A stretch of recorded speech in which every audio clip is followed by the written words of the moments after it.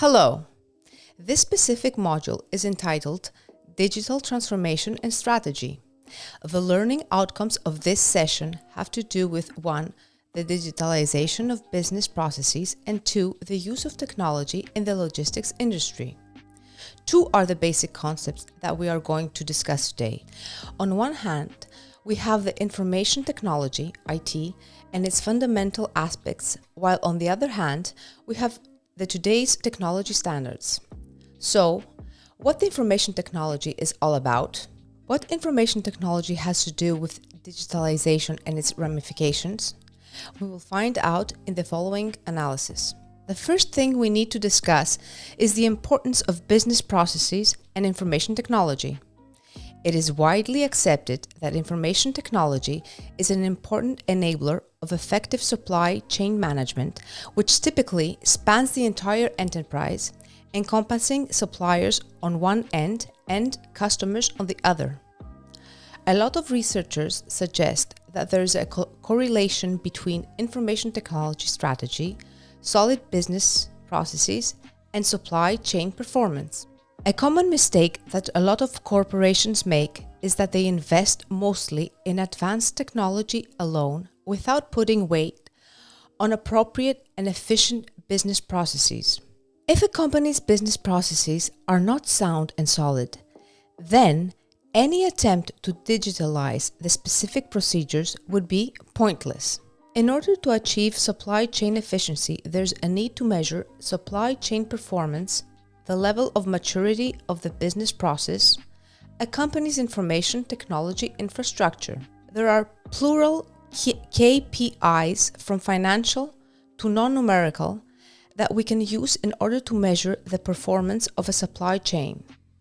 But when it comes to measuring the level of maturity of the business process for the information technology infrastructure that a company processes, there are many difficulties. It is possible that different portions of the company's business can be at different levels of maturity. In order to avoid these obstacles and be able to accurately evaluate the supply chain performance, researchers have developed 2 sets of questions. One to characterize the level of business maturity, and the second to characterize the level of maturity of the information technology.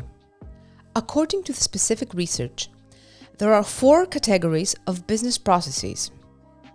In the first level, the processes are disconnected. At this level, the companies are organized functionally with no or a low degree of integration and are characterized by the proliferation of many independent processes. There is a lack of consistent and clear supply chain management processes. In the second level, there is internal integration. Decisions are made through the integration of key functional areas such as sales, manufacturing, and logistics. A characteristic of the specific level is that documented processes are followed across the entire organization.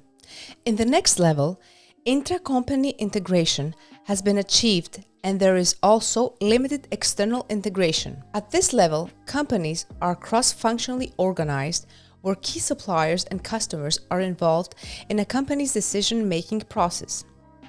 In the fourth and last level, there is multi-enterprise integration.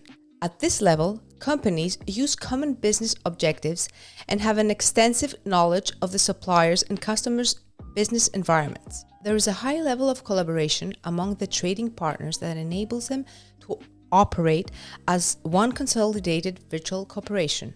Each level of business processes needs to be supported by a corresponding information technology infrastructure. In that case, there are the 4 different categories of IT systems. At level 1, there are batch processes, independent systems, and redundant data across the organization. At level 2, there is shared data across the supply chain, where decisions are made using planning tools that apply data across the whole supply chain.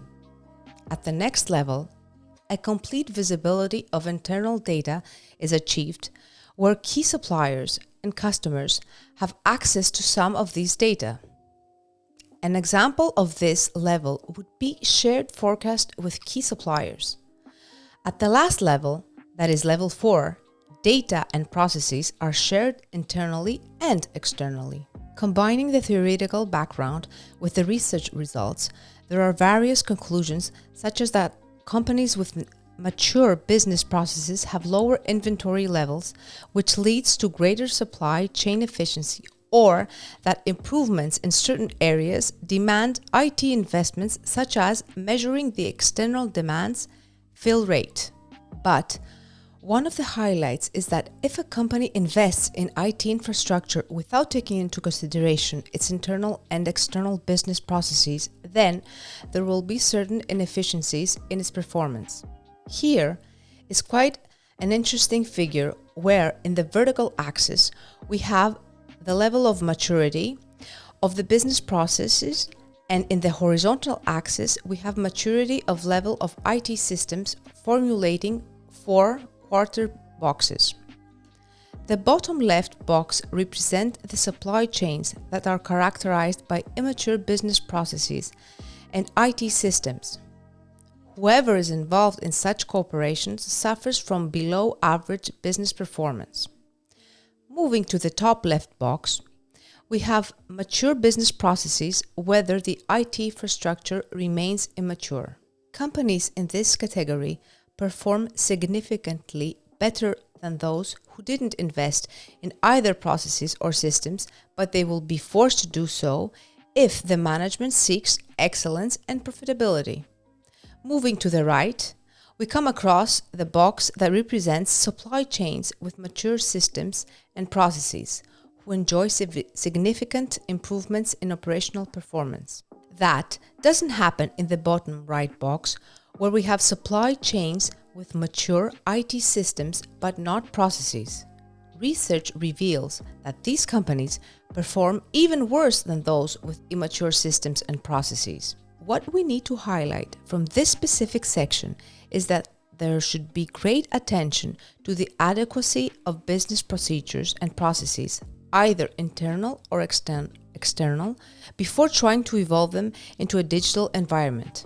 The most important goal of information technology in the supply chain is to link the point of production with the point of delivery or purchase.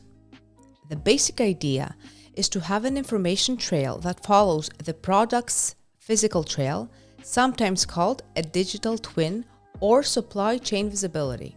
Only then it would be feasible to plan, track, and estimate lead times based on real data. Any stakeholder that has an interest in the whereabouts of the product should be able to have constant access to this kind of information.